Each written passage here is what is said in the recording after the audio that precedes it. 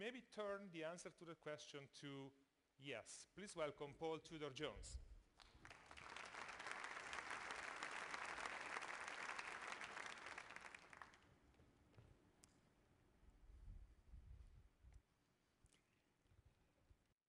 This is a story about capitalism. It's a system I love because of the successes and opportunities it's afforded me and millions of others. I started in my 20s trading commodities, cotton in particular, in the pits. And if there was ever a free market free-for-all, this was it, where men wearing ties but acting like gladiators fought literally and physically for a profit. Now, fortunately, I was good enough that by the time I was 30, I was able to move into the upstairs world of money management, where I spent the next 3 decades as a global macro trader. And over that time, I've seen a lot of crazy things in the markets, and I've traded a lot of crazy manias. And unfortunately, I'm sad to report that right now we might be in the grips of one of the most disastrous, certainly, of my career. And one consistent takeaway is manias never end well. Now, over the past 50 years, we as a society have come to view our companies and corporations in a very narrow, almost monomaniacal fashion with regard to how we value them. And we have put so much emphasis on profits, on short-term quarterly earnings and share prices, at the exclusion of all else. It's like we've ripped the humanity out of our companies. Now, we don't do that, conveniently reduce something to a set of numbers that you can play with like Lego toys. We don't do that in our individual life. We don't treat somebody based on, or value them based on their monthly income or their credit score. But we have this double standard when it comes to the way that we value our businesses. And you know what? It's threatening the very underpinnings of our society. And here's how you'll see. This chart is corporate profit margins going back 40 years as a percentage of revenues. And you can see that we're at a 40-year high of 12.5%. Now, hooray if you're a shareholder, but if you're the other side of that and you're the average American worker, then you can see it's not such a good thing.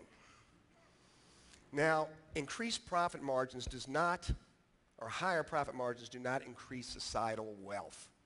What they actually do is they exacerbate income inequality.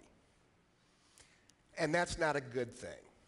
But intuitively, that makes sense, right? Because if the top 10% of American families own 90% of the stocks, as they take a greater share of corporate profits, then there's less wealth left for the rest of society. Again, income inequality is not a good thing. This next chart, made by the Equality Trust, shows 21 countries from Austria to Japan to New Zealand. On the horizontal axis is income inequality. The further to the right you go, the greater the income inequality.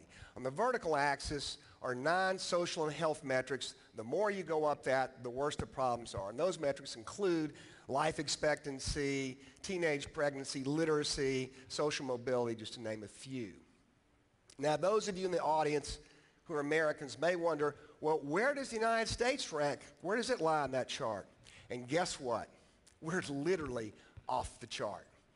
Yes, that's us with the greatest income inequality and the greatest social problems according to those metrics.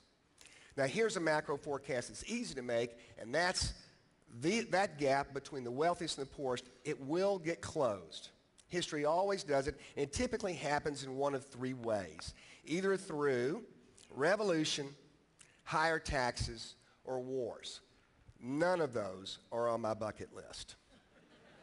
Now, there's another way to do it, and that's by increasing justness in corporate behavior. But the way that we're operating right now, that would require a tremendous change in behavior. And like an addict trying to kick a habit, the first step is to acknowledge you have a problem. And let me just say, this profits mania that we're on is so deeply entrenched that we don't even realize how we're harming society. Here's a small but startling example of exactly how we're doing that. This chart shows corporate giving as a percentage of profits, not revenues, over the last 30 years.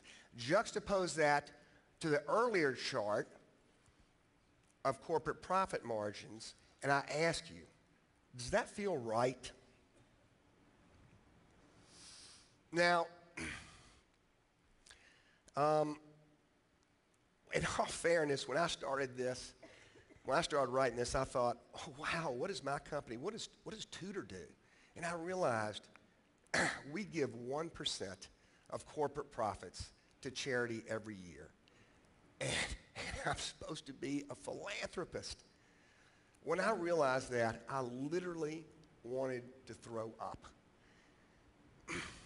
But the point is, this mania is so deeply entrenched that well-intentioned people like myself don't even realize that we're a part of it. Now, we're not going to change corporate behavior by simply increasing corporate philanthropy or charitable contributions. It's going to, and oh, by the way, Tudor, we've since quadrupled that. Please. But we can do it by driving more just behavior. And one way to do it is actually trusting the system that got us here in the first place, and that's the free market system. About a year ago, some friends of mine and I started a not-for-profit called Just Capital. And its mission is very simple: to help companies and corporations learn how to operate in a more just fashion by using the public's input to define exactly what the criteria are for just corporate behavior.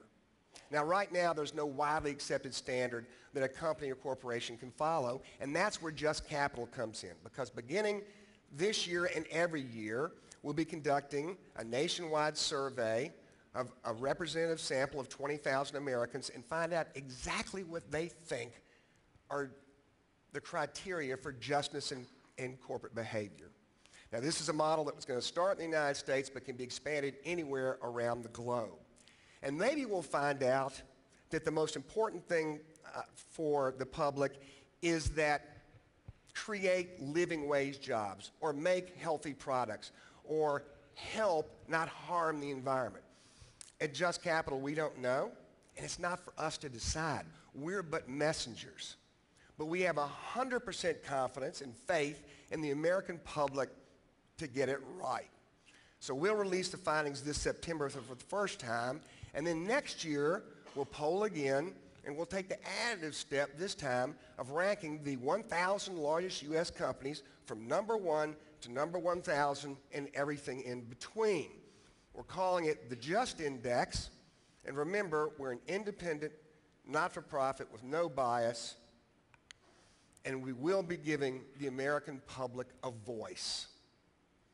And maybe over time, we'll find out that as people come to know which company is the most just, human and economic resources will be driven towards them, and they'll become the most prosperous and help our country be the most prosperous. Now, capitalism has been responsible for every major innovation that's made this world a more inspiring and wonderful place to live in. But capitalism has to be based on justice. Has to be. And now more than ever, with economic divisions growing wider every day, it's estimated that 47% of American workers can be displaced in the next 20 years. I'm not against progress. I want the driverless car and the jetpack just like everyone else.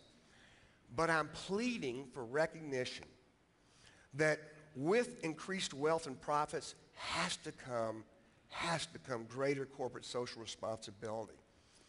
If justice is removed, said Adam Smith, the father of capitalism, the immense fabric of human society must in a moment crumble into atoms. Now, when I was young and there was a problem, my mama used to always sigh and shake her head and say, "Have mercy, have mercy." Now's not the time for us, for the rest of us, to show them mercy. The time is now for us to show them fairness. And we can do that, you and I, by starting where we work and the businesses that we operate in.